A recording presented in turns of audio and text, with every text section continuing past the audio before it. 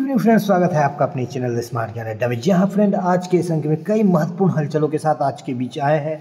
SSC एवं जीओबी दिसंबर जनवरी वेतन update को लेकर के अच्छी खबर निकल करके आ रही है। मुख्यमंत्री ने देखा पर्दे के पीछे खुल गई विकास की पोल। रिटायरमेंट का उम्र हुआ 60 से 65 जो वायरल हुआ था कल पत्र, अब 62 का पत्र दिख रहा है जो आपको दिखाएंगे। 25 जनवरी तक कई जिलों में विद्यालय बंद किया गया है शीतलहर को लेकर के। इस बाबत जो पत्र भी जारी किया गया है। शारीरिक शिक्षक को भी मिलेगा विशिष्ट शिक्षक का दर्जा। आधे दर्जन जिलों से निकले हैं प्रोन्नति के पत्र आज।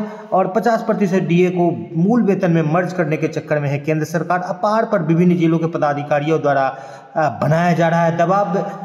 चलते हैं अगले स्लाइड पर और देख लेते हैं कई महत्वपूर्ण हलचलों को। साथ में साथ जो है ईपीएफओ से रिलेटेड भी अच्छी खबर निकल करके आ रही है। ईपीएफओ जो कटौती नहीं हुआ है उसको लेकर के जो है मांगा गया है जिलों से, विभिन्न जिलों से। तो चलेंगे अगले स्लाइड पर और बारी बारी से देखेंगे क्या कुछ खबरें निकल करके आ रही है। जी हाँ फ्रेंड, सबसे पहले बात कर लेते हैं एसएससी एवं जीओबी वेतन में जो बात की जा रही थी कि सीएफएमएस प्रणाली जो है जो जिस टेस्टिंग फेज में है वो सही से काम नहीं कर रही है। लेकिन उस बाबत जो बात थी वो उसका जो है सफल ये या यूँ कहा जाए कि सही ढंग से वो काम करने लगा है। अब जो है एक सप्ताह के अंदर में जो है जो दिसंबर का वेतन जिन जो मिला है एक सप्ताह के अंदर में ही, यानी कि आने वाले जो वीक तक है संडे मंडे तक जो है भुगतान कर दिया जाएगा। मध्य विद्यालय के शारीरिक शिक्षकों को विशिष्ट शिक्षक के रूप में जो है योगदान देने संबंधी यहाँ पर जो है पत्र दिया गया है और इस बाबत जो है बिल्कुल सकारात्मक पहल की जा रही है।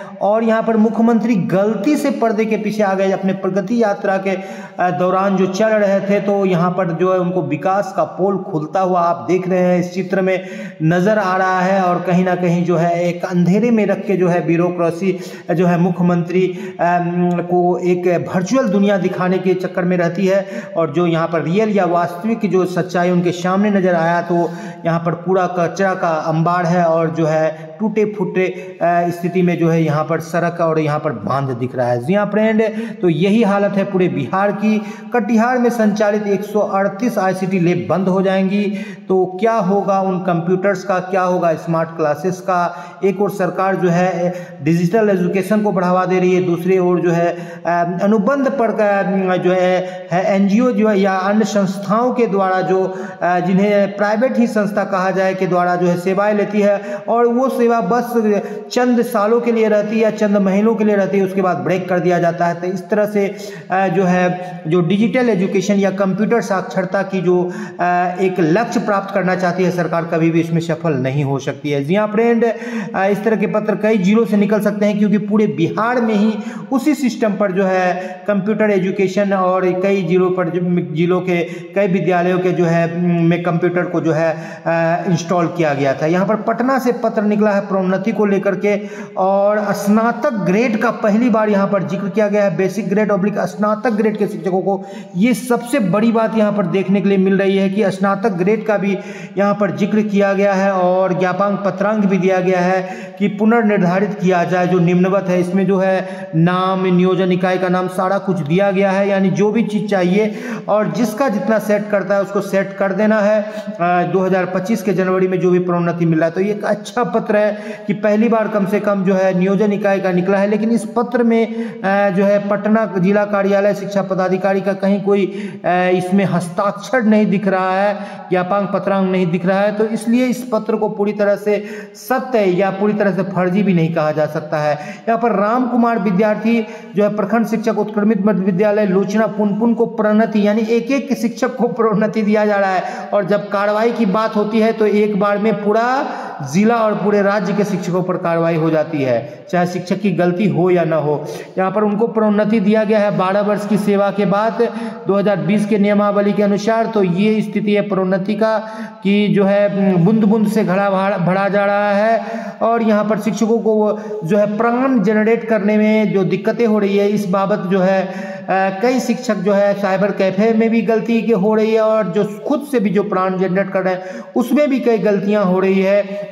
जिस बाबत जो है वेतन जो है नियोजित शिक्षकों का जो जनवरी का वेतन है जो नियोजित से विशिष्ट बने हैं उसमें विलंब की संभावना व्यक्त की जा रही है। लेकिन जो है CFMS सिस्टम ठीक हो रहा है। यहाँ पर रिटायरमेंट के उम्र में 2 वर्ष की बढ़ोतरी का यहाँ पर भारत सरकार ने एक बड़ा फैसला लेते हुए केंद्रीय कर्मचारियों के रिटायरमेंट आयु में 2 साल की बढ़ोतरी करने का निर्णय लिया गया है। इस फैसले से लाखों कर्मचारियों को फायदा होगा। 62 साल की नौकरी हो जाएगी। यह कदम कर्मचारियों के हित में उठाया गया है। इस तरह के ये भी एक पत्र जो निकल रहा है, लागू होने की तिथि इसको 1 अप्रैल 2025 से दिखाया जा रहा है और 62 वर्ष।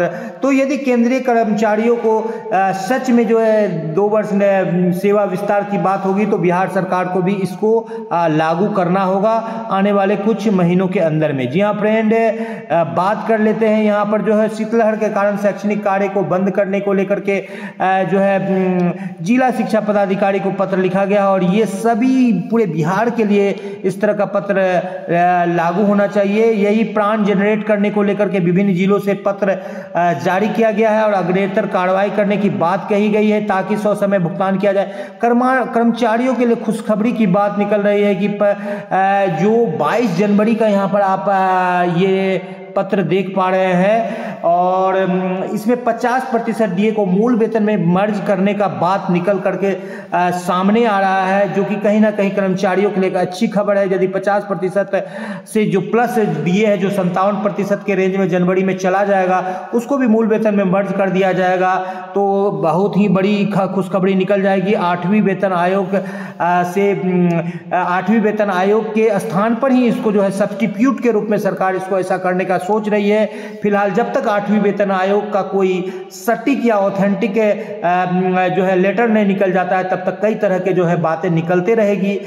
फिलहाल जो सिस्टम निकल करके आ रहा है, कुल जो वेतन वृद्धि हुई है उसके औसत यानी जो 27% के आसपास है और जो न्यूनतम वेतन है 18,000 और डीए निकलता है लगभग जो 2026 तक लास्ट में निकलेगा जो लगभग 63-64% होगा। तो दोनों को जोड़ करके उसको न्यूनतम वेतन से भाग देने के बाद जो फिटमेंट फैक्टर आता है जो लगभग 1.63 के आसपास होता है और इधर से 27% दोनों का औसत निकालने के बाद 2.05 का औसत निकल करके आ रहा है। इसी पर जो है सरकार आगे जो है विचार करेगी। इस तरह का जो है एक्रोबेटिक फार्मूला निकाला जा रहा है। यहाँ पर कई शिक्षकों का जो है फिक्सेशन हो रहा है, प्रोन्नति में कई शिक्षकों का फिक्सेशन हो रहा है और यहाँ पर जो है एजुकेशन ऑफ इंडिया के द्वारा आया है कि जो सारण में जो है DDCD के साथ द्वारा गैर शैक्षणिक कार्य यानी कि अपार आईडी बनाने को लेकर के जो है ये द स्मार्ट ज्ञान अड्डा को लिखा गया है। गाली गलौज कर रहे हैं, लज्जित कर रहे हैं, यानी कि बहुत ज़्यादा दबाव बनाया जा रहा है। जैसा कि आपको कल दिखाया गया था कि दीघल बैंक से 70% से कम जनरेट करने वाले पर कार्रवाई की जा रही थी। ये कहीं से भी सही नहीं है क्योंकि इसमें जो है सबसे बड़ी बात है कि गार्जियन की सहमति है। एक याचिका दायर कर लेने के बाद सरकार की सारी जो ये प्रक्रिया है धरी की धरी रह जाएगी क्योंकि इसमें गार्जियन के सहमति की बात है और ये एक स्वैच्छिक कार्य है यानी कि वॉलंटरी वर्क है। इस पर दबाव नहीं डाला जा सकता है, लेकिन यहाँ पर जो शिक्षक हैं उन पर दबाव डाल करके जो है अपार आईडी का जनरेट किया जा रहा है। वेतन कटौती तक किया गया किशनगंज के दिघल बैंक से, जो कि कल आपको पत्र दिखाया गया है। आपको बता दें ईपीएफओ को लेकर के जो ईपीएफओ को ऐसे शिक्षक जो नियोजित से विशिष्ट में जा रहे हैं उनके लिए एक अच्छी खबर है और कहीं ना कहीं उनको एक कंसस होने की जरूरत है कि ईपीएफओ जो कटौती किया गया है 2020 के सितंबर से, तो किसी महीने का नहीं कटौती किया है तो आपको अपने बीआरसी या अकाउंटेंट को जो है इस बाबत जो है लिख करके देना है और आरोग्य ऐप से आप इसका पता कर सकते हैं कि आपका जो है सभी महीनों का कटा है कि नहीं। तो जहां भी जिन शिक्षक का जिन महीनों का नहीं कटा है उनको उन महीनों का एप्लीकेशन देना है, फिर जो वो कटौती फिर हो जाएगा विभाग के द्वारा। क्योंकि लाइजेनिंग है शिक्षा विभाग और ईपीएफओ कर्मचारी संगठन का जो है जो भविष्य निधि वाला है उसके साथ लाइजेनिंग है वो डाल देगी, क्योंकि जब आप ईपीएफओ को छोड़ करके जाएंगे तो ये फिर ठंडे बस्ते में चली जाएगी। तो ईपीएफओ का राशि भी आप निकाल सकते हैं। फर्स्ट चरण में जो आपका कंट्रीब्यूशन है वो निकलेगा और जब 2-3 महीने बीत जाएंगे इसमें आपका जो है इन्वेस्टमेंट है जो लगातार जो क्रमिक रूप से चल रहा था वो जब रुक जाएगा तो उसके बाद आपकी पूरी राशि भी आप इसको निकाल सकते हैं। है। फिलहाल जब तक राशि रहेगी आपको एक हैंडसम ब्याज जो सरकार देती है वो आपको मिलता रहेगा। जी हाँ फ्रेंड, तो इसी उम्मीद के साथ कि आज का अंक आपको काफ़ी पसंद आया होगा। आप अपने सलाह सुझाव बिल्कुल लिखिए। वीडियो पसंद आया तो लाइक कर दे, चैनल पर नए हैं या अब तक सब्सक्राइब नहीं किया है तो सब्सक्राइब कर ले। द स्मार्ट ज्ञान अड्डा आपका अपना चैनल है साथी, जो आपके उज्जवल भविष्य की कामना करता है। वीडियो को शुरू से लेकर अंत तक देखने के लिए आपका बहुत बहुत धन्यवाद। आपका दिन शुभ हो। जय हिंद, जय भारत, वंदे मातरम।